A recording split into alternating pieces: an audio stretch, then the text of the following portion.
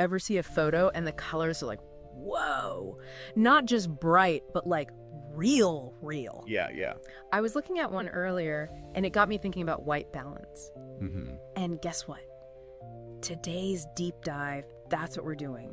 You guys send in some awesome photography lesson notes and I am ready to unlock this whole pro color thing. It's more than just like a technical thing though, right? When you get white balance, it's like a secret about how we even see it all, how our eyes and brains like deal with light and color. It's like we have our own Instagram filter already built in, but like way better. Exactly. And like Instagram has those presets, your camera has white balance settings. Okay, But before we go crazy with those, we got to break down this color temperature thing. let's get technical. No, not too bad. Just think the light at dawn. Yeah. It's different than sunset light. Oh, totally. Dawn's like cool, almost blue even. Yeah. And sunset's all warm and goldeny. You literally just explained color temperature. It's all about how warm or cool a light source looks to us. We measure that with the Kelvin scale. You've seen it on light bulbs, those warm light bulbs. Yeah. Lower Kelvin temperature, like around 2700 K. Trying to be like a fireplace glow. Makes sense. So like those super bright car headlights are way high on that Kelvin scale, right? You got it. Xenon headlights, something like 6500 K usually. Yeah. Gives them that kind of bluish white. And then there's midday sun, kind of in between, around 5500 K. That's our neutral, not too cool, not too warm. So interesting. But why does all this matter for actually taking pictures? It's all about how cameras see compared to us. Like imagine taking a pic of just a plain white sheet of paper under different light. Okay. Under a lamp, it'd probably be kind of yellowish. Like old photos, they always look a little... Sepia. Yeah, sepia tone. But outside in the sun, it would just look well white. Exactly. Our brains, they just adapt. We know it's white paper no matter what. But cameras, not so Wait, smart. my fancy DSLR not as smart as my own eyes? Not yet. They're getting there. But we got to tell them what white should look like in the picture. That's white balance settings, like translating for your camera's brain. So that's how photographers get those super real colors. Yeah. By telling the camera, hey, this is white. Precisely. And you get presets to help daylight, shade, cloudy, tungsten, fluorescent. They're each meant to fix the color from different light sources. So if I'm shooting under those like kind of harsh fluorescent lights, Yeah. I'd use fluorescent to like add some warmth back in. Yeah, got it. Yep. Find that cool kind of greenish tint those lights have. This is making so much sense now. But okay, how do I know which setting when? Like, do I gotta memorize what each one does? Memorizing, not really.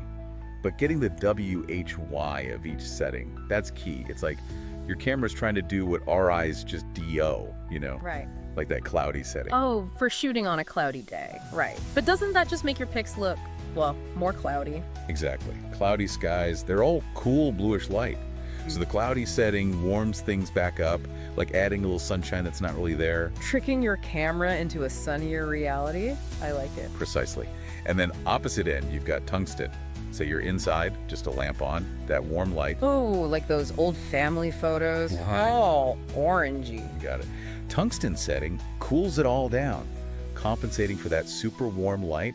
Always got to find that balance so the colors in your photo, they match what your eye would see. Okay, yeah, that makes sense. It's like each setting is for a certain kind of light, but what happens when, I mean, get this dumb, but Yeah. what if you use the wrong setting on purpose? Not dumb at all. The notes you sent, they actually talk about this lying to your camera with white balance. Lying to my camera. What does that even mean? Using a setting that doesn't match the light to get a weird effect. Like picture using cloudy, but on a bright So instead sunny of fixing day. it, I'm like making it more extreme. Exactly.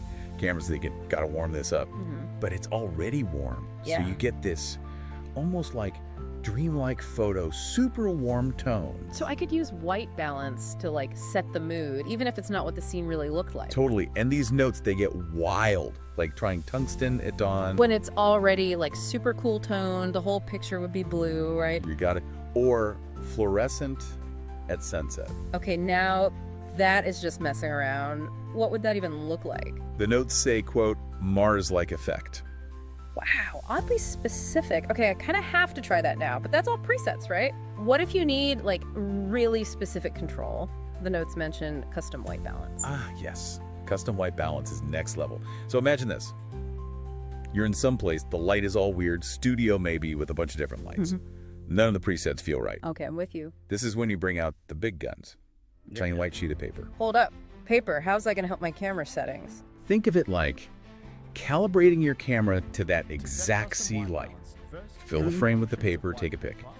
capturing how that light falls on something totally neutral, you know. Okay. Then you go into your camera's menu, and this is where it gets kind of magical. Okay, I'm picturing it. Camera, white paper photo ready. I'm in the menu, now what? Oh, yeah. Picturing it. Camera, white paper photo ready. I'm in the menu, now what? So your camera, it'll have like a custom WB setting. Okay. You tell it, use this photo, the paper one, as what white should look like. What? Basically, you're saying, camera, this is how we see white right here, right now. And it like recalibrates everything just for that scene. Whoa! It's like magic. We're like giving our cameras a crash course in how to see like Exactly. silhouette. Custom white balance, it gives you that super specific control. Especially when the lighting's just weird. So even if I'm like in a studio and there are lights everywhere, overheads, lamps, even a window, I can still get those colors looking perfect. You got it. Like having a secret weapon for any lighting situation. You know? Yeah. Makes you think, our eyes, they just do this all the time.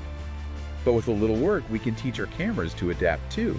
It's kind of humbling, actually. Our brains are just like always adjusting, filtering out the bad color stuff. We don't even notice it till we try to make a camera do it. Really shows you how amazing our eyes are. Yeah. Makes you wonder, what else do we just take for granted that we could use in photography? Yeah, like we could play with haze, reflections, how colors go weird underwater. Exactly. Think about looking through a rainy window or those black lights that make colors all Vibrate. Yeah. Once you get how light works and how cameras see it, you can make those effects happen on purpose. So it's not just pretty pictures, right? It's like you're using these tools to tell a story, make people feel something. Exactly. Connecting what we see to what the camera sees.